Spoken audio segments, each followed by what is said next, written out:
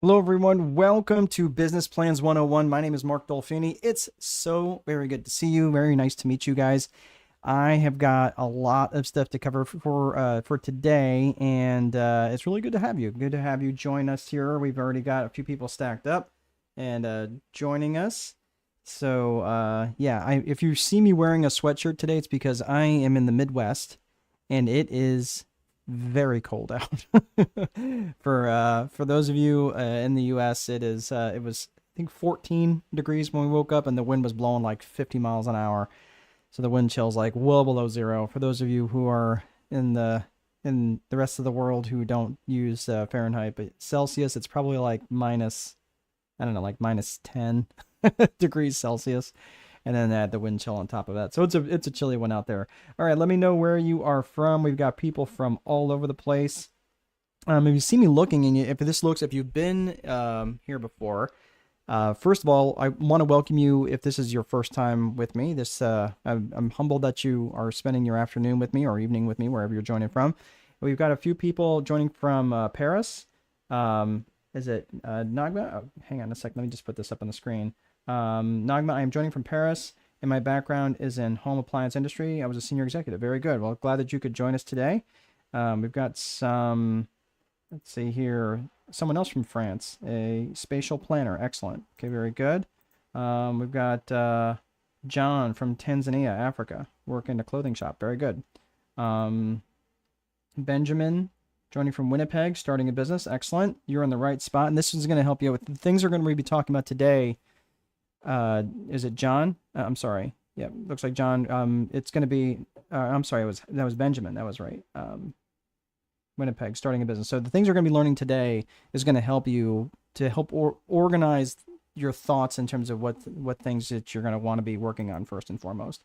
Yep, absolutely. Thank you, John. We're here to encourage each other, and definitely working on an Etsy shop. Excellent. Chosy. Oh yeah, Chosy. Hey, I recognize your name. It's good to see you. You're in you in Maine? I feel like you're in Maine, if I remember right. Should have your book by now, Chosy. Chosy ordered a book, so all right. Let's see. Akua joining from the UK. Hello. We've got Ritzwan, senior manager in IT integration company. Excellent, very good. And a few other people, and then we're gonna get started. Joining from Ireland, originally from PA. Oh, from Philly. Oh wow. That has got to be different. Joining from Ireland. Thought it said Iceland for a hot second. I work in HR recruitment, but started my own dog grooming kenneling business. Excellent. Good for you, Kat. Yes. Hello again, Josie. It's good to see you. Yes. No book yet. No book yet. Really? You should definitely have it. I think probably by tomorrow because I sent it out right prior to Christmas. So I'll bet you that's probably, yeah. You should definitely have it. If not, let me know because I got a tracker on that. Want to travel to Ireland in January? Connect with an Irish. All right. So there's John. I don't. Yep. It looks like we've got a few people from Ireland here.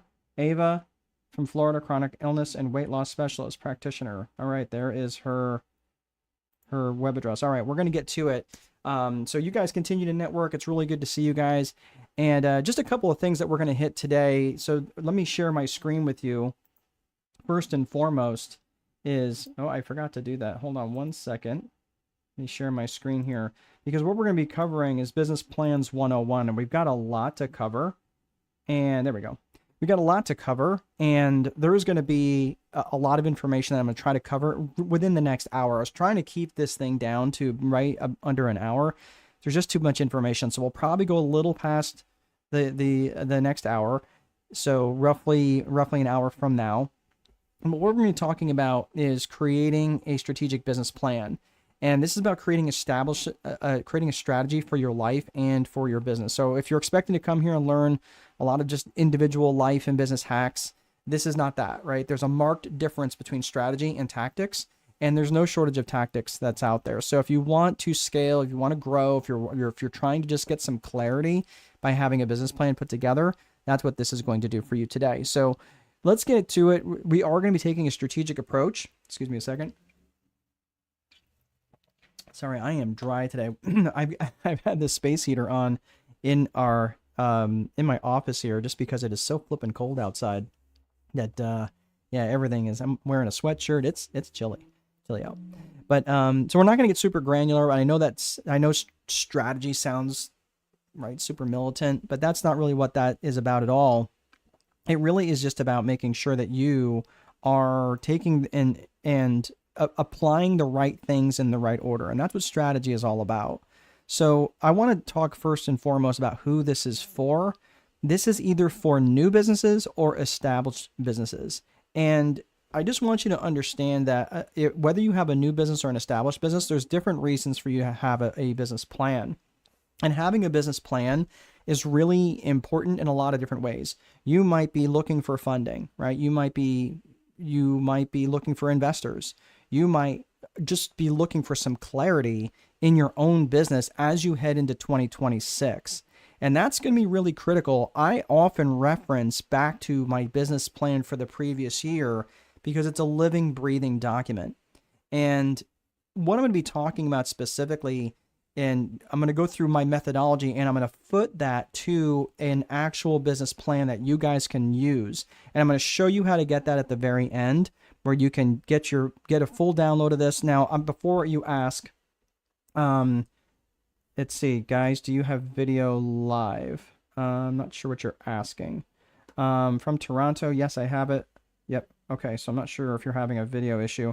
But one of the things, I get this question a lot, if someone wants to just be mindful for me, is will you get the video replay? Yes, this is actually being broadcast to YouTube as well, but you will be getting the replay in your email inbox if you signed up for it. If you're watching on YouTube, obviously not, but you can, if you'd like it, you can follow me on School. I have a School community where you just want to go there and sign up for free. It's school.com/strategic boardroom. It is going to be free, and it is free for now. I may change that in the future depending on just a couple different things, honestly, depending on the quality of the folks that are joining. I want to maintain a good quality. I don't want any people in there just spamming people and trying to, just blow people up. But I do want it to maintain a high caliber group that's in there. So no disrespect to you, but I'm trying to do that, and I'm trying to do that without charging. And unfortunately, sometimes charging a few bucks kind of keeps away the crazies. So that's not what I'm trying to do here at all. I'm trying to just make sure I can provide a community for you guys. So if you guys have questions, you have a direct method of asking me questions. Yes, if you're in my coaching program, you get much more access to me. But the way it is for free for right now, I can certainly do that. The screen and reception is perfect on my end. Thank you, Rondalyn. And for me, is a black screen the same for you? Nope. Look, you might need to log back out, Nagme, and come back in. Yep. Sorry about that. Yeah, it might just be an issue on your end. So I do apologize. All right. So this is what we've got. Let's get to it right now. If you want, like I said, if you want to head over to School, let's go to the agenda.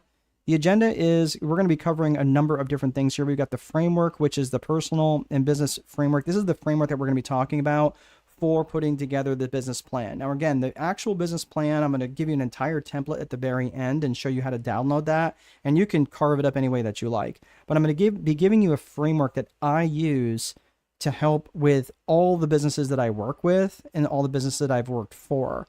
So this is a framework that I have used, and it's what I've written about in my my last book, The Time Wealth, The Advantage.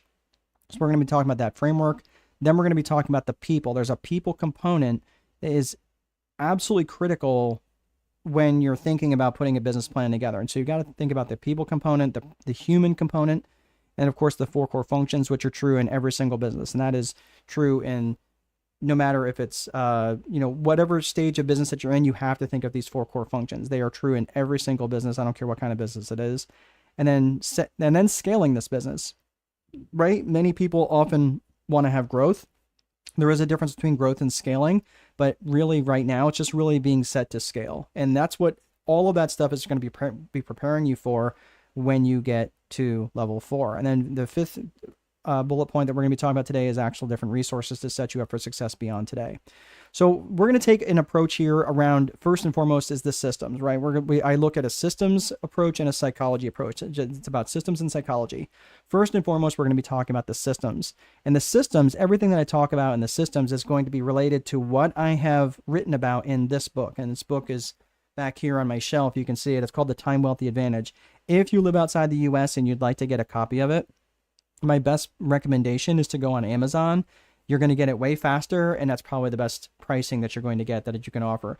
If you are inside the United States and you'd like to get a copy of it, you can get a copy from strategicboardroom.com, and there's some additional bonuses that I will give you as well. I can sign it and also give you some bonuses. So like my friend Chosy here. Chosy, I'm a little sad that you don't have my book yet. That's not your fault. That's my fault. I could not get to the post office until last week. So, but you will have it in your hot hands here pretty soon. So what we're going to be talking about from this book here is the Viper Framework. And this Viper Framework is specific to life. It's a life and business framework in this Viper methodology. So this is very specific to people who are business owners, and it is a life and business framework. It is the framework that I have used, and it's not just for businesses. It's for you as a business owner. It's for you as an entrepreneur. And you're going to understand that here in a second, why it's not just about the business. It's about you as the individual and the business. And this is one of the only frameworks that I've ever seen that includes both the business and you as the individual. Because let's face it, if you, the individual, are a hot mess, it's going to be kind of hard to be building a business at the same time. So it does bring in both components of both personal and business. And that's really the main differentiator between the Viper methodology and all the different business methodologies I've seen out there. So let's look at this. The Viper framework Viper is an acronym for vision, infrastructure, process, execution, and reporting. And we're going to go through each of these 5 functions here as time goes on. So you're going to want to stay plugged in for all of these, and we're going to get a little granular on each one of these items. And we're going to start first and foremost with vision. So vision, first and foremost, is there's 2 components to vision.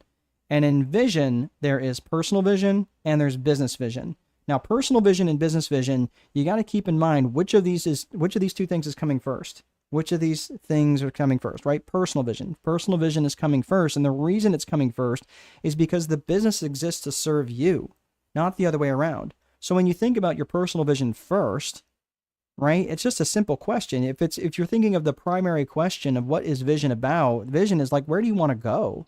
Where do you want to go in life? If your life wasn't defined by income generation, what would that look like for you, right? Sorry, someone's saying that they're having trouble hearing me. Can you guys hear me okay? Yep. Okay, hold on a second. Okay, yep. Looks like it might just... Okay, yep. Okay, very good. So the personal question is, where do you want to go? And then the business vision question is, all right, cool. Now that you've decided where you want to go, if your life wasn't defined by income generation, your business vision is going to say, cool, how are you going to get there?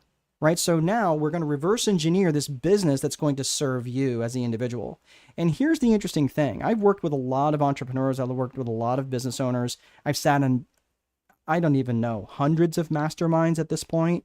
And it's interesting. I would sit next to people who are making 6 and 7 figures a month net, and they were miserable because they were confusing achievement for fulfillment, and they were never getting there, and they never developed a personal vision. Everything was revolving around this business vision. And the danger in that is when you create a business vision before you create a personal vision is that you end up creating a life that exists to serve the business. And I'm just telling you, that sucks. Like the business is never going to love you back as much as you love it. So I spent most of my 20s and part of my 30s doing that. And you're thinking, well, how old is this guy? I'm in my early 50s now, 53. And yes, I've got it. For those of you who know, we've got a 20-year-old, a 17-year-old, and a 3-year-old. And yep, I did not do the math on that when I was 50, thinking, yeah, we should totally have another kid. But no, she's absolutely blessed. But the thing is, I spent so much of that time that I'm never going to get back chasing and loving this business that never loved me as much as I loved it. So I really want to encourage you, and especially for those of you who are younger, that maybe if you're under 30 or under 35 and you're thinking, yeah, let me make that $100,000 a month and then I'll worry about that life thing. And unfortunately, that doesn't always come. In fact, it actually seldom comes when that is the thing that you're also chasing. And this is the same path that these guys who are making 6 and 7 figures a month, who were ironically enough in their 40s and 50s and sometimes in their 60s. And guess what they were chasing? They were chasing the next digit. They were chasing the next comma in their portfolio. I'm just saying it's an empty well that never gets filled up. So when you're looking at your personal vision, I'm just going to spend a minute or two on this, and then I promise we're going to get to the business vision stuff. But the personal vision is, one of the things I like to think about is coming up with your 100th birthday speech. And like, again, pretend you're turning 100 years old and you're thinking, okay, here I am, I'm turning 100, and I want you to think about this. Who would you want to be in the room? You're turning 100. What would you say? Who would you want to be in the room? What would be the message that you would want others to say to you when you were done? Like, oh my gosh, grandma, grandpa, that was amazing, right? But more importantly, what would be the message that you would want them to carry outside the room when you were done talking? All those are really important questions for you to ask yourself. And you might be thinking, for some of you, again, if you're in your 20s or 30s and you're thinking, man, that is just so abstract. I can't, man, that's 70 years from now. I'm not going to think when I'm 100. Okay, fine. Think about your next milestone. Think about your next milestone. Right? So something that in the psychology world, right now I'm in a psychology program to get my PhD. And in the psychology world, that's called future self discontinuity, right? So you look at your future self almost like that person is a stranger. So if you have a difficulty in thinking that that's just too far removed for you, start to think about your next milestone, right? Let's say that you're 42 right now and your next milestone might be when you're 50. Maybe you're in your mid 30s and you think, okay, the next milestone might be when my kid graduates from high school, right? Something along those lines might be a really good milestone for you to consider for your personal vision. Hey, Damani, good to see you. Glad you could join us. Okay, so when we talk about personal vision, now we're going to talk about business vision. Let's look at the 3 C's of business vision. Now, the 3 C's of business vision, remember, this is all in the context of you guys creating a business plan. So the business planning, this is going to look different than what I'm going to show you right now. Okay, so can we agree that what I'm showing you right now is different than a business plan? But what you're doing by learning this stuff and by thinking about this stuff now is that you're going to be creating a framework. You're going to be getting base information that you're going to plug into the appropriate parts of the business plan. Does that make sense? Let me know that makes sense in the comments, because that is really, really important. The stuff that I'm going to be talking about right here, especially the 3 C's of business vision, because the 3 C's of business vision is absolutely foundational for everything else in your business. So let's go through the 3 C's of business vision. Those are core purpose, core values, and client avatar. Core purpose, core values, and client avatar. Let's unpack core purpose. The core purpose is specifically what business are you in and what problems do you solve? And it's really important that you be as specific as possible. If you just say, well, I'm in the real estate business, okay, that doesn't tell me much. If you say, well, I'm in the real estate business in Cincinnati, Ohio, okay, it's getting better, but Cincinnati's a pretty good sized city. If you say that you're in the Cincinnati market, you're in the real estate market, you're a realtor that does residential properties on the south side of Cincinnati, but doesn't cross over into Kentucky, I'm thinking, okay, I think I get a better understanding of what it is that you do, right? And you could probably even carve that up even more. You like working with first-time home buyers, right? And these sorts of things. We'll talk about client avatar here in a second. But it's really important that you get this dialed in thank you, Damani. It's really important that you get this dialed in here first and foremost, because this is, for most people, they think it's dialed in until I start asking them some questions, and then they realize it's not as dialed in as they think.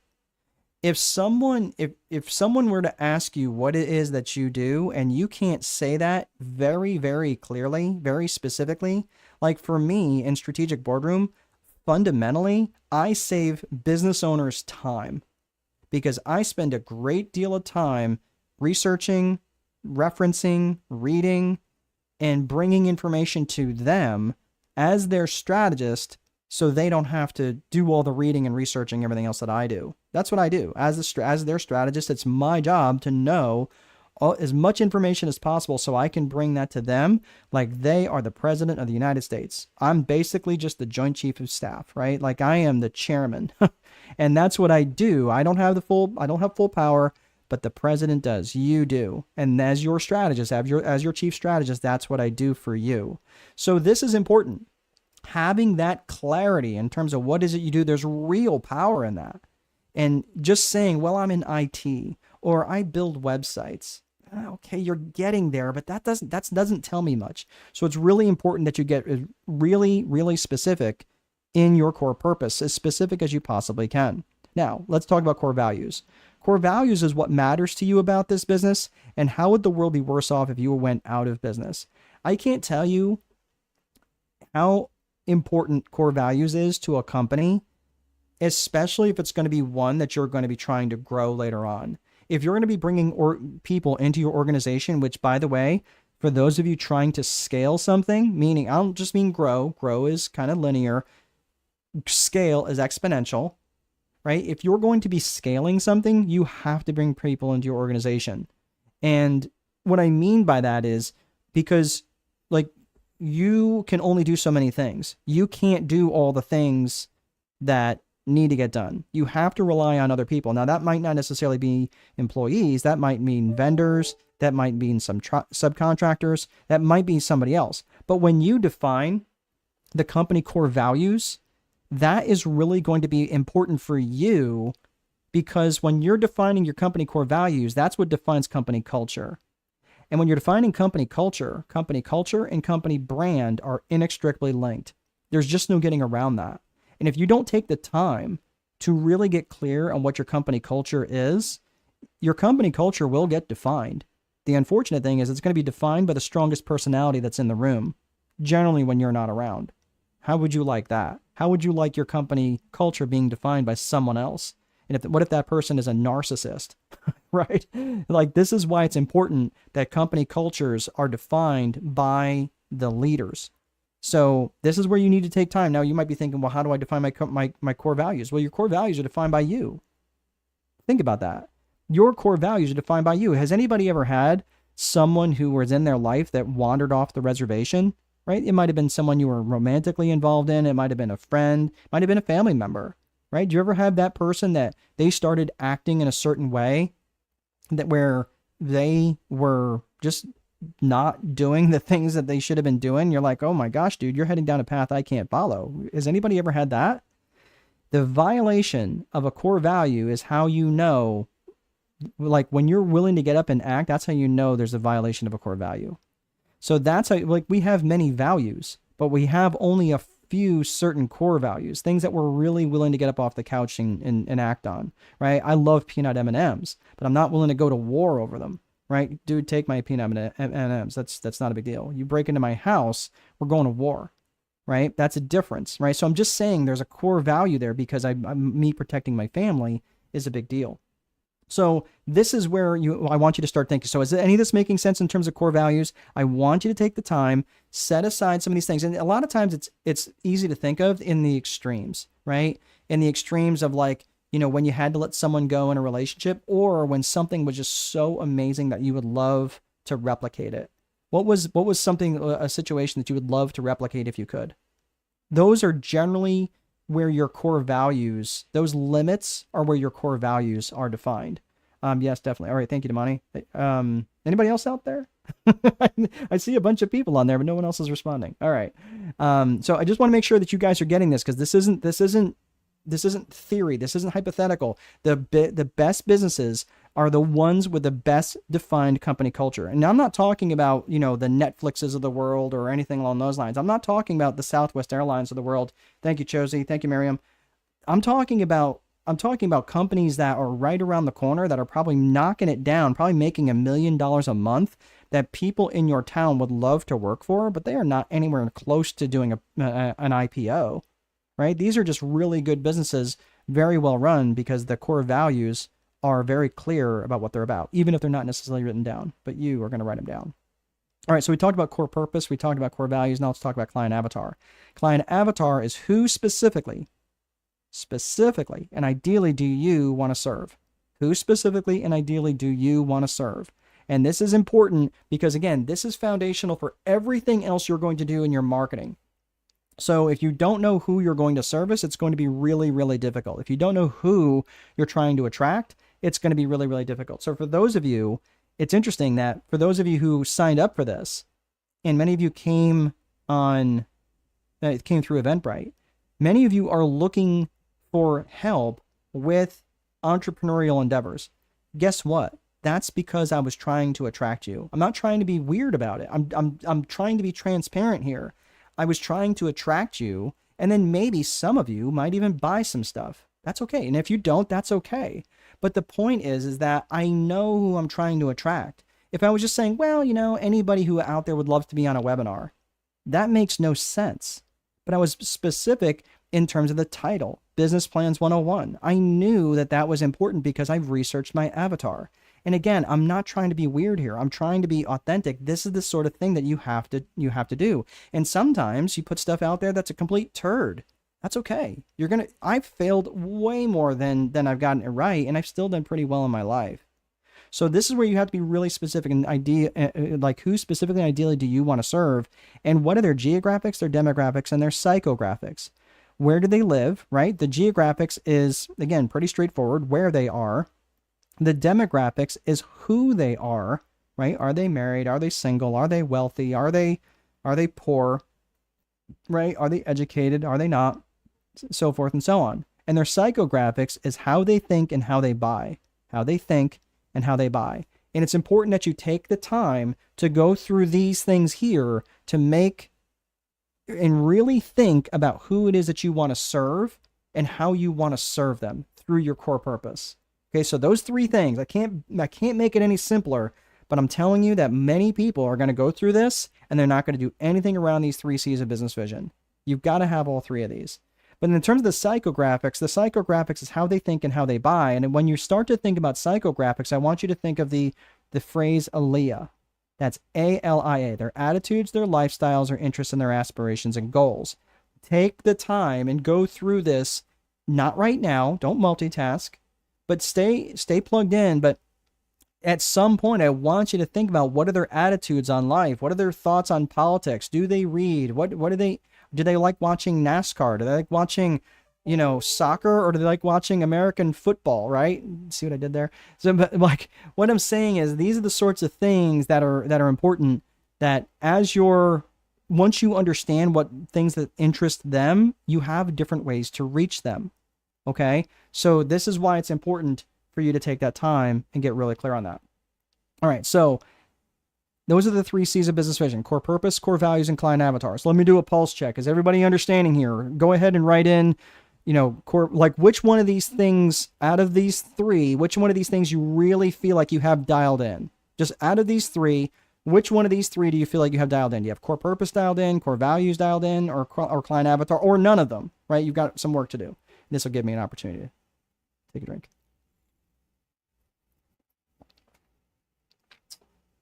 So let me know in the chat which one of these 3 that you feel like you have the most dialed in, that you feel like this really, really clear. All right. I'll wait for that. I'll check back with you guys in a second. So that is the core, that is the business, that is the vision, right? That is personal vision and that is business vision. So Ronaldin is saying core values. Okay, you got your core values dialed in. Excellent. Damani, core values. I guess core purpose. Okay. When you say, I guess, I think maybe you have some work to do, Libna. That's okay. All right. Very good. So you guys know, and that's okay. Build on what's good, and then just start building on the other parts to make the rest of it better. All right. All right.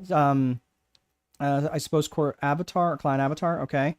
Yes, work to do.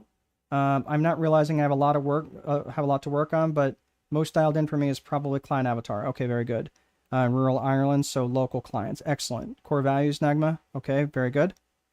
Core values is my identity. That's exactly right, Damani. Core values is your identity. That's the whole point. Is your business is just an extension of you, right? You can't make a business that doesn't have anything to do with you. That's weird, right? It doesn't make sense. Okay. Okay, excellent. Thank you, guys. So let's look at the next piece of this which is infrastructure. Infrastructure is the bones of the business. It's the desks, it's the chairs, it's the software, it's things that are just basically the gears of your business, right?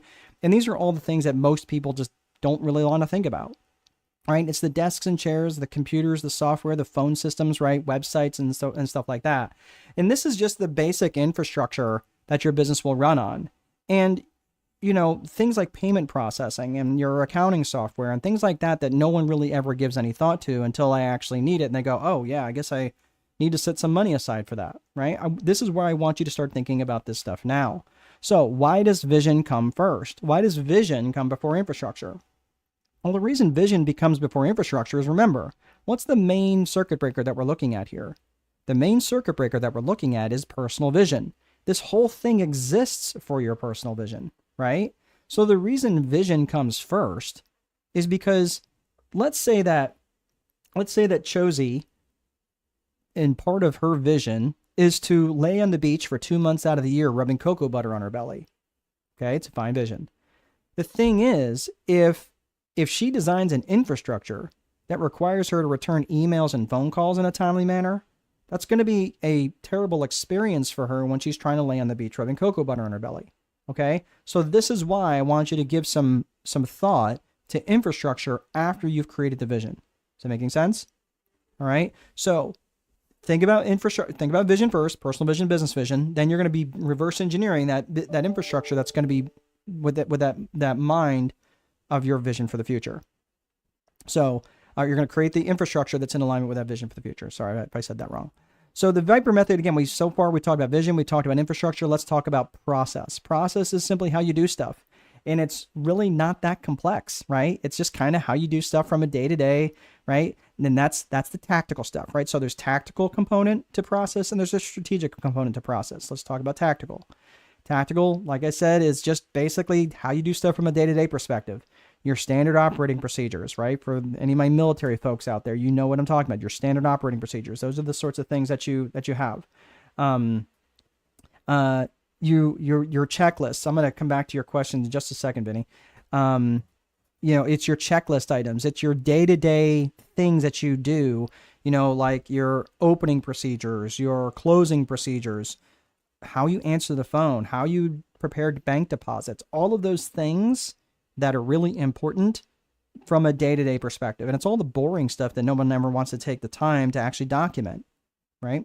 So this is how you think about in terms of process. On the other side of process, so let me just, before I move on, I'm going to draw a box around infrastructure and tactical process. For those of you who are the systems people out there, this is the system right here. That little box, infrastructure and process, that's the systems piece of the Viper framework. So I just want you to think about this because now with this system, what in essence we've created is a boat. We've created this warship, this battleship, right? And now we don't want to just sit in the harbor, right? Now we want to take this now and we want to be strategic with it, right? Because that's what strategic planning does, is it takes this battleship, this system, takes this warship, and now we're just going to take it out of the harbor. Because we don't want it to sit in the harbor, just get blown around and battered against the dock by the economic winds of whatever happens to blow through, right? We want to get out there and make some trouble, right? That's what strategic planning does, okay? So let me answer Vinny's question. I'm going to put you up on the screen here, Vinny, because it is a long one. I have a question. Is it common for business to update and change any of the 3 C's, like when they are able to finally scale? Or should the vision be broad enough to where no matter how big the company gets, or for example, the customers they target were wrong primarily, it shouldn't necessarily be changed or updated? This is a fantastic question, Vinny, and I love this because you're thinking, right? You're thinking like, hey, should this ever evolve? Absolutely, yes, it should evolve, but based on data, not just wandering around. So I'm going to take this question down because it's a lot. But you are going to be thinking and revisiting your 3 C's from time to time. And I have done that very thing from about once a year, maybe once every 2 years or so.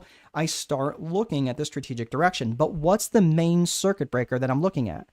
Main circuit breaker is my personal vision. For example, for those of you who've ever had a child, do you think my life got a little different when we had a baby at 50 years old? Now, my bride was 37, but do you think life got a little different? Yeah, it did. But we were very intentional about having a child at that point in time. She was not like a whoops at all. We were intentional about trying to get pregnant again. The thing is that because my personal vision evolved, my business vision also evolved. I had a lot of people that wanted me to travel to them and do strategic consulting work and paid me a lot of money, sometimes just under, high 5 figures, sometimes 6-figure dollars to do that kind of work. And in the beginning, I thought it wasn't going to change anything. And guess what? Then it did. And it did because it was no longer in alignment with my personal vision. I wanted to be home more. I want to be around and raise my daughter, right? We raised 2 sons, and if I could go back and do things differently, I would love to, but I can't do that. But I want to be around for her more than I was for my boys when I was in my late 30s. So to answer your question, does it evolve? Yes. But if you're evolving it every month, that's not so good. If you're starting it out in the beginning where you're thinking, okay, I'm trying to work through my core values, my client avatar, and my core purpose. As you start to get into some marketing and you realize like, okay, I can't differentiate myself well enough, and differentiation is the key. I'm kind of going off script here, so just give me a little bit of latitude. But if I'm going, the main key here is not being a Me Too product or service. Hear me again. The key here is not being a Me Too product or service.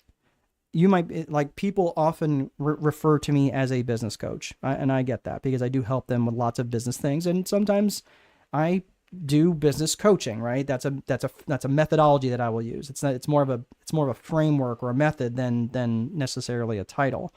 But I get people who call me coach, just more of a term of endearment than anything else. But I'm not a coach. And the reason for that is because I'm a strategist. And as a strategist, I have created a very specific Viper framework where I use to help people strategically grow their businesses. So I absolutely am differentiated in my market. Do people want to hire me as a coach? Sure, if that's what they want. But generally, I work differently as a strategist. And that is really, really important. It's an important distinction that you need to make, that if you get into a market and you are going to be a Me Too product or service, and the only thing that you can differentiate yourself is on price, I'm telling you, it's a race to the bottom. My suggestion is I don't ever want to compete on price. I do want to compete on being first to the market, being a leader of the market, my leadership, my product or service offering. I want to be a differentiator in my market. And if I can't, then that's not a market that I want to be in. So good, really, really good question. Those things do evolve and will evolve as the business evolves. So fantastic question. I really, really like that. You will get this email to you, Ava. Yes. Yes, you will get an email to you. So that is a really, really good question. So this goes right in hand with what we're talking about here with strategic planning, because in strategic planning, my mouse decided to stop working. There we go. In strategic planning, there's 3 components, which is people, purpose, and promotion. Now, when you're we're thinking about people, purpose, and promotion, I don't have a lot of time to get into each one of these 3 things on a real deep level, but you are going to need a people component to your strategic planning. What people are you going to need? Because the reality is you're one person. You might need other people to sell for you because you're not a great salesman. Maybe you're really good at marketing, but you're not good at sales. You're not good at closing. Maybe you're good at doing the thing that is you do. You're a really good roofer. You're a really good website maker. You're really good at consulting, but you're not really great at lead gen or sales, right? This is where you might need other people to help you in other areas because you're just not good at it, right? So this is where you start to think of the people that you're going to need, but you're also going to be thinking about who? Your client avatar. This is where you start to align your strategic planning towards the people you're most trying to attract. And that might be a segment of your client avatar. So again, I like working with married couples. They tend to be people of faith, right? And so that's important to me, and generally that's important to them. So generally married couples who have kids at home that are in business for themselves, that are usually very time weary. Well, when you write a book or a series of books called The Time Wealthy Investor or The Time Wealthy Advantage, which I have, most people go, oh my gosh, I want to be time wealthy because I just don't have enough time to do anything, right? And that's the thing that tears apart love more than anything else is not hate. The thing that tears apart love more than anything is hurry. So that's what I'm about. It's about bringing time wealth back into people's lives and getting them in control of their calendar. So the people that I might be looking for in that particular time might be people who have really young kids at home, or maybe they're empty nesters, or maybe they're just single, right? Maybe I want to segment that market. So I want to think about the people that I'm going after necessarily, or what I'm planning for in my strategic plan. What is the purpose of my strategic plan? That could be to gain market share. That could be to launch a new product or service, right? Maybe it's for something completely different, but whatever that is, what is the purpose of the strategic plan? And this also has to align with what? What does this have to align with? The purpose, the strategic purpose. What does it have to align with? It has to align with the core purpose, back into the 3 C's of business vision, right? You see how this is all starting to come full circle? This has to align with the strategic purpose, has to align with the core purpose, because again, if the core purpose, let's say that you're Starbucks and you want to start selling chainsaws, does that make any sense? Would it make any sense for Starbucks to start selling chainsaws? They're like, no, we can make money at it. We can make money. And you're like, dude, I don't want my latte served on the end of a chainsaw, right? That doesn't attract me at all, right? So again, that's why the core purpose and the strategic purpose have to be in alignment. Otherwise you can create confusion. Remember this, when it comes to your marketing, when it comes to your sales, the confused mind will always say no.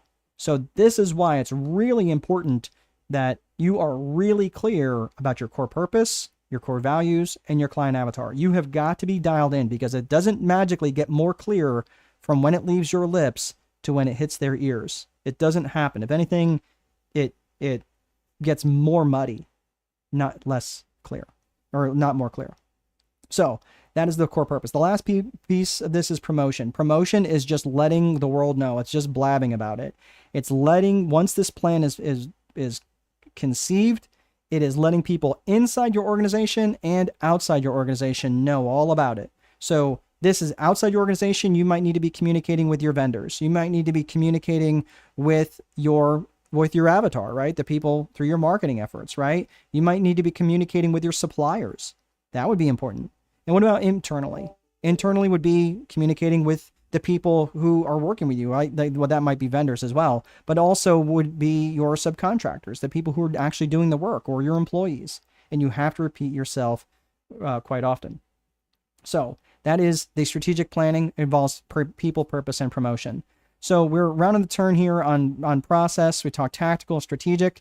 Now let's talk about execution. Execution, this isn't something you generally put in a business plan, but it is important for you to think about now. Now, execution, and the reason why I put this up on the screen, a good plan violently executed now is better than the perfect plan executed next week by General Patton, is I know a lot of business owners who are always like just getting ready to get ready, and they don't take any meaningful execution. They don't take any meaningful action. And the reality is that most plans fall apart in their execution. And that's mostly because there are business owners out there who have way too many priorities. And having way too many priorities has the same impact as having no priorities. So again, for those of you out there who have your to-do list items of like 37 to-do list items, right? That is you. Again, if I had 3 hands, I'd put them all up, because that's what happens, right? You get too many priorities on there, your to-do list of 71 items that you're going to get done today. Right. And again, I'm not asking anybody to indict themselves, but that is what happens. Give me 1 second, Anthony. I'll come back to your question. So what we're doing here by establishing these priorities is by coming up with a daily 5. And the daily 5 is up to 5 very specific items that you're going to be doing that's just going to move the needle towards your vision or your strategic plan. One of the two. So again, up to 5. For me, I like 3. 3 highly specific actions that I can take that are needle movers towards my vision. So what do I mean? Do I mean like check email, check voicemail? No, I mean something far more specific. This right here is part of my daily 3. Like having this webinar. I've got another one at 6:30 tonight. If you guys want to join me, I think that is financial literacy. So just go back on Eventbrite and you can sign up for that one. But the point is, I've got very specific things that I'm doing that are alignment, that are needle movers towards my vision, towards my strategic plan. So this is why I want you to be really, really clear about what those things are, and not just being really super vague. Because one other thing real quick, and this is just a piece of research that I learned in my PhD studies, is that there's a difference, especially for people who have ADHD. Where are my ADHD brothers and sisters out there? I'm one of them, so it's cool if you are. But it's interesting because I was reading a study that people who there's two different brands. It used to be ADD and ADHD. Now it's just all ADHD. Vinny, he's got a smiley face. So for those of you, and this was interesting, that 60% of ADHD people are primarily inattentive. So they have attention problems, whereas 40% have that are impulsive. Okay, impulsivity. So they're impulsive on one side and they're inattentive on the other. Now, is it possible for people to have one or the other or both? Yes, it is entirely possible. But it was interesting that the people who actually have the most trouble taking action are not the impulsive ones. They're actually usually the ones jumping out of the airplane and building the parachute on the way down. Right? Is that you? No, that's not generally me. I'm usually on the other side where I'm primarily inattentive and I don't take action as quickly as I probably should. I've gotten better for sure, but I just want to let you know that if attention is part of your issue, you may need to move faster than you feel comfortable. And I do feel like knowing about it definitely would help. So really, really interesting bit of data there. Me. Okay, thank you, Kat. Appreciate it. All right, let's get to Anthony's question real quick. Let's see here. As soon as I find my mouse here. There we go. All right. Anthony says, what's your perspective on people who succeed without business plans versus people who spend more time on business plans? So what I think, Anthony, is, do you need a business plan to be successful? No. Some people, I actually saw it was a short video with Elon Musk, and he didn't put any stock in business plans. But Elon Musk is the exception in a lot of ways. I'm not really a fan of Elon Musk. Like, I think he's done some pretty amazing things. I think he did get a little lucky on certain things for sure. But he's a brilliant man for sure. But when he says I don't really see any value in business plans, that's because the way he thinks, he kind of already thinks through all the things that the rest of us mere mortals have to put down on paper. So I think the perspective here, I think it's a good question, but for me, I like having it on a piece of paper, and I'll tell you why. It kind of goes back to the ADHD conversation I had 30 seconds ago, is because if I don't have it written down on a piece of paper, my mind will play tricks on me, and I will swear that the thing I wrote down yesterday was not the thing I wrote down, right? Or the thought that I had yesterday, or how many new ideas am I going to have standing in the shower, right? That's what a business plan does, is it kind of locks things in. And I think that is especially helpful for especially people who are the more visionary type. And that's great. That's one of the great things about being, someone who has got ADHD or, is a visionary, is you have a lot of great ideas. But the thing is which one of those are you going to implement on, and how are you going to implement it? So I think a business plan actually does benefit people in that it tends to get them to agree upon a strategic direction they're going to try, rather than wandering, rather than try this for a little bit and then try this for a little bit. They're going to commit to a strategic course of action. That's what I feel about a business plan. I think there's a real benefit to it. So hopefully that helps. All right. So this is the last piece of the Viper methodology, which is sorry, my mouse keeps unplugging. The last piece is the reporting piece in the Viper methodology. So we talk about lead metrics and lag metrics. All we're doing here is measuring what happened. When it comes to lead metrics and lag metrics, basically what you're looking at is your lead metrics are based on your actions and activities, and your lag metrics are based on the results of those activities. And that's it. If you're not getting the results that you want, you just need to look at one thing. You just need to look at your actions and activities. And sometimes you need to say, well, have I done enough? Do I have enough data points to say that I need to pivot? Or, let's say like, well, I've done, 30 phone calls and they're not working. You need to have like 1,000 or 1,500 data points before you can even think about pivoting. So this is why I'm saying, like, a lot of people don't commit far enough to get those 1,000 data points before they start to pivot. Usually, or they'll get bored. I hear that all the time. Look, business is boring. And just like working out is boring, but there's a lot of people who work out all the time, and that's why they don't need to work out. So the people who commit and do the same thing over and over, just like, again, mastery is about doing a lot of the same things over and over and over. And I don't know how you achieve mastery without potentially being bored. So that's just the reality of that. So, but this is the reporting function around lead metrics and lag metrics. And the only thing that you have any real direct control over is your lead metrics, your actions and activities. All right. So that is the Viper framework. Anthony, let's see here. Hang on one second here. Okay. Based on your experiences and observations, what are the approaches business owners do to run their business?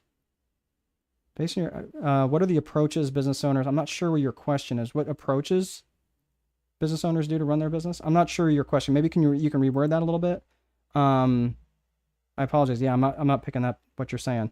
It's like doing a math problem and not knowing how to write the steps, how he got there. For others, it's how to write it to see. That's exactly right, Alexandria, in terms of the business plan, right? For me, I was always the one that had to show the work. That way, if I walked it back, I knew what it was that I was looking at. And that's why I wouldn't change. I can look at a business plan that I put together and using this framework, I can look back and go, oh, well, this is in alignment with my vision, right? Lubna, yes, sometimes we do things unconsciously as part of the process without formally organizing and refining them. Yeah, that's exactly right.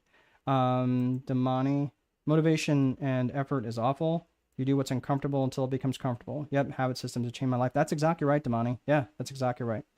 Okay, thanks. You guys are a chatty bunch. I really enjoy all the input today. It makes it more fun for me because sometimes I'm like, man, like, is this thing on? And, but everyone's still there, but no one's saying much. I like that you guys are very very dialed in today. All right, so that's the systems component. This will start to pick up a little bit. Now we're going to get into the psychology side of it, and this is lessons on management and leadership. So we talked about systems. Now we're going to talk about psychology. And systems are important, but they're only going to get you so far. And they're important because they offer stability, they offer consistency, they offer accountability, right? They're great for that. But systems are limited in that they don't necessarily make great subjective decisions or adapting to rapid market changes. Like, look what's going on in the silver market right now. It's super crazy what's going on, right? Like, it's jumping by $10 or $20 a day, which is nuts, right? It never jumps that much.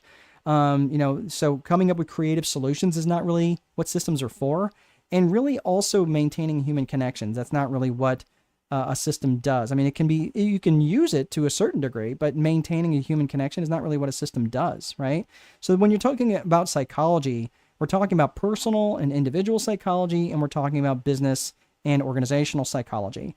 So when you're talking about personal psychology, you're thinking about things like self-worth and self-management and limiting beliefs. Those are your individual psychology, and we're not really going to unpack much of that today. That's stuff that I do work with folks on when I'm coaching them directly. But on this other side, especially for business planning, you want to think about the external component and the internal component of business and organizational psychology. So let's unpack that just a little bit. When you're looking at business psychology, the external and the internal, right? The external things are your buyers, your vendors, even politics to a certain degree is things that you have to consider. When you're talking about or thinking about internal business psychology, you're thinking about things like management and leadership. And management and leadership are not the same thing. Management is about differences, and leadership is about unity and unification behind a common message. And those are two very, very different things. But far and away, more than any other thing that I would want you to focus on is leadership. And the way that I look at leadership is there's a 3 pillars model of leadership that I have developed. And it's around these 3 very basic things. It's around trust, it's around vision, and around communication. And here's why this is so important. I'm not going to unpack all of this right now, but trust, vision, and communication, you have to have all 3. And it's not just, I'm not like coming up with a list of leadership traits, right, or leadership behaviors, but these are things that have to be foundational for you to be effective as a leader. If people don't trust you, it won't matter that you have a compelling vision or that you're a great orator. They won't care. They don't trust you, and they're not going to follow you. If they may trust you, but if you don't have and you might be able to be a really good, you might have a silver tongue, right? You might be a master communicator, but if you're not bringing them in any real strategic direction because you have no vision, that's going to be a problem, and you're going to be ineffective as a leader. And finally, if you have their trust and you have a vision, a clear vision, but you can't communicate it well, or you communicate with using nothing but F-bombs, or really just a bad communicator in general, or you don't communicate often enough, again, you're not going to be an effective leader. All 3 of these are absolutely critical. And I have looked at all sorts of different models, not just in the popular press with John Maxwell and all of these different authors, but but also in my studies in in the PhD program that I'm in, it really focuses on leadership. And these three components of leadership, if you don't have these three components, you will not be as effective as a leader. And it's held up time and time again the more I've looked at it. So does leadership really matter though? Like, does it really matter? Well, the next book that I'm writing is actually called The Time Wealthy Leader Boss. And it's really about a component of both caring and candor. And for any of you who are currently running a business now, I want you to think about this, is that when you're too nice as a boss, how many of you are like those nice bosses, right? But when you're too nice as a boss, when you have too much caring, people will walk all over you.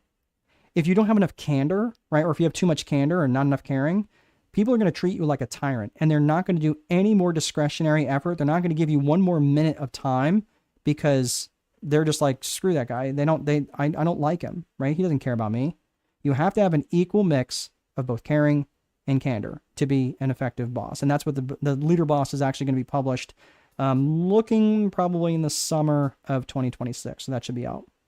But I'm not gonna commit to that. I want it to be a good book rather than just being done. Let's see here. Vinny is asking, is this section now for infrastructure? No, this is, so we put the fries in the bag on, so we talked about vision, infrastructure, process, execution, and reporting. That's the systems component, Vinny. This component here that we're talking about now is about leadership. So we talked about systems, now we're talking about psychology. And all of this about leadership is under the psychology piece. Okay. So hopefully that helps out. That's exactly right, Josie. Thank you. Yep. Oh, Vin, Josie's all ahead of it. Okay. Very good. Very good. All right. You guys are all ahead of that. Okay. Very, very good, Vinny. So really good questions, guys. Thank you. So the level 5 leader companies, for anybody who's ever read books like, from Jim Collins, Good to Great, or Great by Choice, or Built to Last, any of those leader 5 or level 5 leader companies, they were significantly more profitable. They grew much faster. They had a much stronger company culture. That's surprising, right? And they had a defined set of core values. Oh my gosh, where did that come from? Right? So this is all the things that these leaders brought to the table. And this is how they integrated the 3 C's into their company, into their business, right? Their core values, core purpose, and client avatar, right? This is all really, really important. So I'm just going to use one really quick set of data here around these 4 companies, around Amgen, Intel, Microsoft, and Southwest. And this was actually came out of the book Great by Choice by, again, Jim Collins and Morton Hansen. And you can see how fast these companies grew when compared to the market. 24 times the market over the course of 30 years. Think about what $10,000 would have done if you had invested in Microsoft or Southwest compared to the overall market. 63 times the return. It's unbelievable. And keep in mind too that the 100 best places to work list is the ones that frequently represent the highest stock returns, because they've got people who really care, because they feel like their leaders really care about them. So leadership makes a huge difference. And if growth requires change, which it does, because let's face it, things have to change in order for them to grow, right? That's the nature of growth. Well, leadership is what manages that change. So I just want you to think about that, like why it's so important. And the reality is this: the speed of the leader is the speed of the team. So if you're someone who takes a long time to make decisions, you're going to have to get more comfortable making quicker decisions. I have done that. And 2023 was the year of reinvention for me. And the reason why I had to reinvent myself is because whether it was ADHD and I was, primarily inattentive and I didn't want to make a mistake and whatever it was, or I just had an aversion to wanting to be wrong, all the different head trash that I was carrying around, it was holding me back significantly. And to the point where I wasn't an early adopter on anything. I would just take forever to make a decision on something. And that's not a good trait of a leader. So again, the speed of the leader is the speed of the team. The team cannot outpace the leader. Think about that. If you're the leader, which everyone on here is, if you're trying to do your own thing, your team cannot go faster than you. So you're going to need to learn to make decisions a little bit faster, and it becomes a muscle. You get used to it, right? And it's okay. And the thing is, here's the really cool thing too. I just want to make this quick point, is that if you are, let me go back to this here real fast. If you're doing a lot of volume, it's like the mistakes don't matter. So a couple days ago, I did a YouTube live. I was trying this new camera out, and for some reason, there was one part of the video that there was no sound. So for 40 minutes, people saw this, me chatting, but my hands are moving, but no one could hear me. And people would jump in and they would jump out, and they would jump in and they would jump out. I'm like, man, what is going on? Why are there so many people bouncing off this? And yeah, because I messed up. But the thing is, in the grand scheme of things, and like 40 videos from now, right, is anyone going to remember? Probably not, right? Like, that's the thing. Just have so much volume that your mistakes are irrelevant. So I just want you to think about that. All right, so on number 3 is the 4 core functions. These are true in every business. And the 4 core functions are lead generation, sales, operations, and accounting. And I want you to think about this, is that your customer's journey through your company happens in that order. And that's important. So think about in terms of lead generation, sales, operations, and accounting, because when you are thinking about your lead generation, your marketing, your networking, it's letting people know that the world, that what it is that you're doing in the world, all of this stuff that you're doing is really, really important for you to communicate. That's part of your promotion piece, right? And then when you're opening the conversation in the mind of the client and you're closing it in the sales function, obviously the operation and fulfillment function does whatever the job is, right? Your, website maker or whatever. And then obviously the accounting function. So I just want you to think about those 4 core functions that have to be true in every single business. Now we're going to be talking about scaling. So in terms of this, the 4 core functions of business, we're going to be spending a little bit of time on lead generation. And this is where you're going to start to target your client avatar. And again, like I said earlier on, those 3 C's of business vision, your core purpose, core values, and client avatar. When you know your client avatar, you know exactly who you want to work with. And not only do you know exactly who you want to work with, you know who you're directing your marketing to. You know what it's going to be interesting to them. So this is why it's really important for you to develop that client avatar and know who it is and what they're interested in. And these tend to bring you the clients with the most amount of money and bring you the least amount of drama.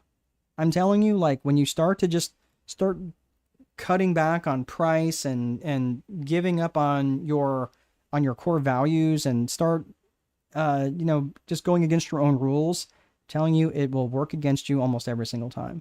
So this is where you start to think about really getting clear on your client avatar. And this is where the lead generation function really matters. So I'm going to put these up on the screen, the 15 reasons why people buy. I'm going to take my giant dome out of the shot here for just a second. So these 15 reasons why people buy, these are really, really important. And what I want you to do is I want you to take a screenshot of these. And I want you to think about how people make money and save time, avoid effort, escape pain, having more comfort or better health, feel more love, gain praise, increase their status. People buy for truth. And by the way, people buy for truth, especially if they have felt lied to in the past. But they will buy for growth. That might be personal growth, spiritual growth, right? They'll buy just because something's new. Sometimes they just want more perceived control in their life, or sometimes they just want to be in contribution to others. Okay, these are all really important things. And what I want you to do is I want you to take this list, and this is more homework. I know. Damn it, Mark. I just wanted you to do my business plan for me, right? Well, I'm sorry. It doesn't work that way. But the thing is, these are the 15 reasons why people buy. Are there more? Probably. I have no idea. But these 15 reasons that what I want you to do is I want you to put these down on maybe 15 sheets of paper, or, use front and back. I don't really care. But what I want you to do is I want you to think of all the ways that you help people make money. All the ways, directly and indirectly, how you help them make money. And then I want you to think of how all the ways, directly or indirectly, how you help people save money, right? And then do the same thing with saving time, avoiding effort, escaping pain, physical pain, emotional pain, spiritual pain, right? Providing more comfort, better health. You're like, I don't do better health. I do financial planning. Yeah, but do you provide less stress? That's better health in my book, every day of the week and twice on Sunday. Right? Feel more love, gain praise, increase their status. I want you to think of all the ways, directly or indirectly, that your product or service helps deliver those things for them, directly or indirectly. Now, why would this matter? Because when you're going to start to market to them, these reasons that you're coming up with, you're going to use these things in your marketing because that's going to reach them. This is really, really hard to do if you don't have a good understanding of your client avatar. So if you don't have your avatar developed out yet, this is going to be almost impossible. But if you do have your avatar developed and you know your core purpose, Then you can start to think of how your product or service, how your offering helps them make money, save time, avoid effort, escape pain. Make sense? All right. So this is very good. So Alexandria, what are level 5 leader companies? A level 5 leader companies. Oh, you know what? I didn't do a good job of explaining that. A level 5 leader was a leader who operated at a very, very high emotional level, was very, very effective within their organization. So I apologize for not defining that any better than I did. That's what a level 5 leader. John Maxwell also talked about a level 5 leader, which was, he started out in the positional leader, which would go to the permissional leader, right? The productive leader, and so forth and so on. Well, the top level leader, that level 5 leader, is basically someone who is so effective because they brought people into their organizations and they developed other leaders. So that was John Maxwell's definition of level 5 leaders. Jim Collins just talked about a level 5 leader as someone who was very selfless, always put the organization first, did not have traits of narcissism or anything along those lines, but was really just a very, very good and effective leader. So that's what he referenced as a level 5 leader, right? So, let's see here. You guys are asking great questions. You guys are like my favorite. And I don't say that all the time. Are there different styles on how business owners operate their businesses between those who have business plans and not having business plans? Are there different styles on how business owners operate their businesses? Different styles. Yeah, I think to answer your question, Anthony, I think I know where you're going. The ones who have business plans and the ones who don't have business plans, ones are probably going to be more impulsive versus, and then just, again, flying by the seat of their pants. And that is fine for a while until you drive everybody nuts around you. Because I've worked with plenty of business owners who are extremely impulsive, and they would come in every day and disrupt the workflow with the idea of the moment. And that is extremely disruptive, especially when you have people working for you. So this is where, one business owner, I said, once we write this stuff down, you can't change it, right? We can change it, but we can only change it once a year. He says, okay. I said, but if you change it, you have to write a $30,000 check. And he's like, what? I said, yep, that's, he's like, okay, right? For him, it was a financial thing. And he wasn't allowed to change it because he would do that all the time. And he had this established procedures and policies and infrastructure and processes. And he would try to change this stuff up based on a whim. So he wasn't very consistent. And unfortunately, he was just whipsawing his people all over the place and was driving people crazy. So I think that answer, I'm trying to answer your question because I'm not really sure I'm answering it the right way, but those are the biggest differences that I see is people who are far more impulsive versus people who are not, versus, as compared to who's using a business plan and who isn't. Alexandria, understood. Thanks for the clarification. Very good. What is novelty pertaining to? Novelty is just something new. Look, we've experienced novelty all over the place in terms of new and improved, right? The new and improved packaging on consumer goods. We just buy something because it's new. Be honest, how many of you went out and bought the latest iPhone? Now, I don't know how many of you have iPhones and how many of you have normal phones, but I have a normal phone and I couldn't care less as long as this thing works, right? My bride and everybody else in my family has an iPhone.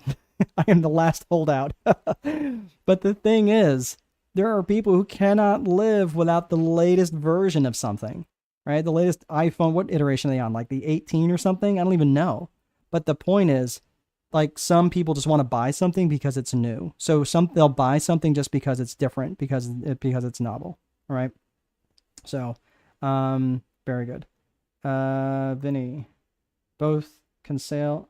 They just sail differently. Yes. Good way to put that, Vinny. Yep, absolutely, Anthony. You bet. Okay. So really good questions, guys. Okay, so the 4 core functions of business, again, when it comes to lead generation, everything needs to support your lead generation function. And here's the truth, is that you can have the the best, most efficient business. You can be a paragon of virtue. Your sales technique is so dialed in, you can sell ice to Eskimos and voting booths to Castro. And the reality is you can still starve. So you can never, ever take your foot off the gas when it comes to lead generation.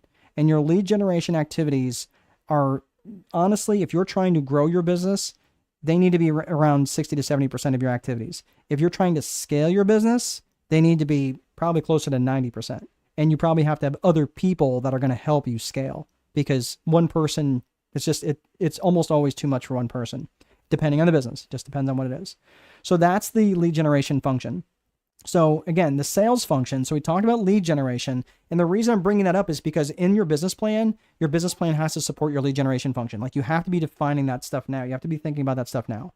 So when you're talking about effective, or the sales function continues the conversation that started by the lead generation function. And it understands that effective selling is about finding solutions, not holding people's heads underwater until they say yes. So if you're going to get stuck in an operation, this is generally where you're going to get stuck. You're going to get stuck doing the thing, right? It's doing the coaching, or doing the, putting on the roofs, or building the websites, whatever it is. This is generally where people get stuck. If you're going to ignore something, you're generally going to ignore the accounting. And it generally goes something like this. Well, I've got more money in my bank account this month than last month. I must be doing okay. And I have an accounting degree, and I have said those very words. Okay, so don't feel bad. This is not judgment. This is confession. I just want you to feel that, okay, but you have to okay, yes, this is something for me to work on. But the reality is, are all of these things the same skill set? No, they're not the same skill set. This is why you need help. This is why you need to bring people into your organization. This is why you need to plan for bringing people in your organization, and people who align with your core values. So this is, again, we talked about this before, but core values is what defines company culture. And the company culture and the company brand are inextricably linked. So when you have a rock solid culture, and again, if you ever come to a strategic boardroom event, and you will see people with very aligned core values around strategic boardroom, because that's just who I attract. And I'm very clear about the type of people that I allow in my rooms. And I say allow, but I don't mean like I'm being a jerk about it. But if they're not a good fit for the core values, if they're not in alignment with my core values, I'm a pretty easy guy to get along with. But if they're not in alignment with my core values, there's plenty of people who I'm not their brand of tea. That's okay, right? That's totally fine. But this is why you have to be really clear. And again, this is about being magnetic. It's not about attracting everybody. Do magnets attract everything? No, magnets don't attract copper. They don't attract non-ferrous metals. They don't attract rocks. But guess what magnets also do? They attract metal, certain types of metal, but they also repel certain things, right? So magnets attract, but they also repel. And that's what a magnet does. And that's what you should be in your marketing. And that's what your company culture should help do. So core values also, and I just want to make this quick point, core values do create unity, and vision thrives in an environment of unity. And that's a really important consideration when you're thinking about those core values, again, as you're putting those together. The last piece here, as we put the fries in the bag on this, is the business plan is setting you up for success. What I'm going to do is I'm going to show you. So this is broken down. I'm going to show you where you can go and get your free download for your business plan in just a hot second. But the way that it's broken out, first and foremost, it's broken out into 9 different sections, and it starts with industry. So it goes from industry to product or service, then your target market, right, which is kind of related to your client avatar, then your demographics and market size, which is, again, kind of what we talked about in terms of the geographics, demographics, and psychographics. We talked about the competition a little bit. Now, the competition is important, especially when you're looking to differentiate, because you don't want to have a Me Too product. So it is important to know what your competition is doing, or if you have any competition. If you're going to differentiate to the point where no one else is doing what you're doing, that's fine, but you still need to look at the competitive landscape to make sure that you see any threats on the horizon. The next component is the marketing strategy. Again, this goes into the strategic planning part, right? People, purpose, and promotion. What kind of marketing strategy are you going to take? The critical risks, your SWOT analysis, your strengths, weaknesses, opportunities, and threats. Your financial, which will involve both your business, your balance sheet and your income statements, your pro forma balance sheets and your pro forma income statements. Pro forma, if you've ever heard that, it just means projected. That just means it's just a fancy word for projected. So if you're not familiar with what a balance sheet or income statement is, please sign up for the financial literacy for business owners. Again, I'm having another one tonight in about 2 hours, actually, about 2 hours and 15 minutes. I'll be doing that next one. And then the next one is the metrics and milestones. Again, that goes back to the reporting function that we talked about. at the R in the Viper methodology. So for those of you who would like to get a copy of the business plan, okay, it's free. You don't even have to enter your email address. It's very simple. Go to strategicboardroom.com. I'm going to take myself down because I want you to be able to see this. So this is what strategicboardroom.com looks like right here. So what you're going to do is you're going to go to the top right where it says courses and logins. And what you're going to do after you click on courses and logins from strategicboardroom.com is you're going to go down and you're going to scroll down until you see the free 9-step business plan template. You don't have to enter in your email address or anything like that. You just click on it and then you can save it to your computer. So again, just to reiterate, go to strategicboardroom.com because some of you will ask. strategicboardroom.com. Go to courses and logins.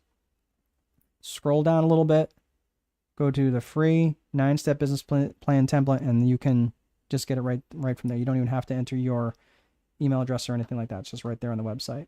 All right. So one other thing I just want to invite you guys to is to join the school community. If you like conversations like this, you're going to head over to school.com. I will go ahead and put that link in the comment section so you guys can join me there.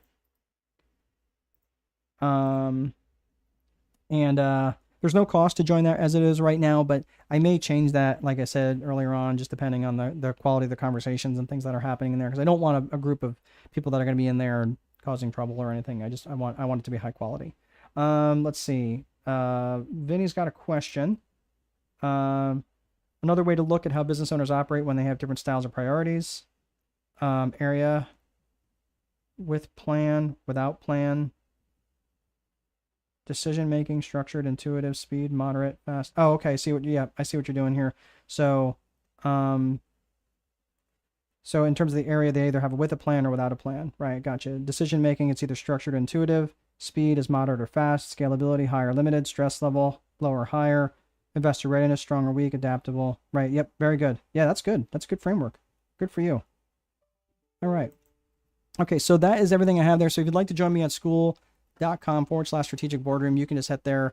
Again, like I said, I put the link in the show notes there. And I will be getting to a point right now. There's no investment required. You can be in there. I'm putting together a whole annual course in there that's going to be very, very granular. That's going to walk you guys through all the different components to pretty much everything I talked about tonight, including today, including some individual psychology things and some organizational psychology things. I couldn't put all this stuff together. So let's see. So that is the thing there. The strategicboardroom.com looks just like that. And that's it there. All right. So let's take this down. I've got a few minutes to answer some other questions. Otherwise I may have to defer you to school because I do have to, let's see here. I want to make sure I'm answering you guys' questions here. Hi Mark, I can't find the link to the free template on your website under courses. Should be there. It's specifically strategic. In fact, let me just double check on it right now. So strategicboardroom.com, courses and logins. You're going to scroll down past free courses and downloads, and it's a free 9-step business template. It says free 9-step business plan template. I'm looking at it right now. So you just go there. You have to scroll down a little bit. It's under free courses. So I promise you it's there. Let's see. Do I have another? Thank you for your time. Yep, absolutely, Sergio. Happy to help you. I'm glad that you could make it today. How do business owners stay motivated out with even a sale? Honestly, Benjamin, you stay with it. What's the alternative? Like, you don't give yourself an out. I mean, that really is it. Once you fully commit to something and there's no other way than success, you again, how do you get 6-pack abs? You go to the gym every day and you eat right, and well, really you get your abs in the kitchen, but you do the same things over and over, even when it's boring, even when you don't want to. And once you have a certain data set and you're not seeing results, then you might need to change things up a little bit. But most of the time, most business owners know probably 98 to 99% of what they need to do. They're just not doing it consistently, because consistency is a superpower and most people don't have it. Like common sense, right? Common sense is a superpower. So really, really good question. And also have someone to help hold you accountable, right? That's another thing that I do as a strategist is, or if you have a business coach or some other coach, probably not someone you're married to or someone you're in a relationship with. That should not be their role, right? Especially holding you accountable. But this is why paying someone, like if you know that someone's going to be meeting you at the gym at 5:30 and you have to pay them whether you show up or not, that's a pretty high motivation for you to show up, especially if you're paying them like $100 a day or $1,000 a day. Okay. Vinny, do I have another webinar later today? Yes, I do. You can register for it on Eventbrite. Just go to eventbrite.com, look up for Strategic Boardroom, and I believe it is I think tonight is I apologize in fact, let me check on that real quick. Is for financial literacy. Financial literacy for business owners is what that one is. All right. There's that. Okay, good question. So thank you for everything. Thank you. And yep, there's another, hold on one second here. Sorry, I'm starting to lose. Yep, absolutely, Josie. Good to see you again. Thank you. You have to scroll down half the page. Yep, thank you, Kat. Is there another one that would make the day? I'm not really sure what your question is, ProBuilt. Thank you for your time. You have amazing quotes as well. Oh, thank you. My staff calls them Delphini-isms, and I don't know if that's a good thing, but thank you. You are more than welcome, Jamie. I'm glad you could join. Okay, everybody, thanks so much for sticking around. I really do appreciate you. For those of you who signed up, you are going to get. I'm happy to join the next one on financial. Okay, cool. Yep. Just make sure you get signed up because you'll have to. I won't know who's. You may say, "Hey, I told you online. Go to the thing and sign up," because it'll happen automatically. I won't know unless you sign up. So I'll see you in school if you are interested. If not, have a great rest of your day, and I'll see you next time in the boardroom. Take good care.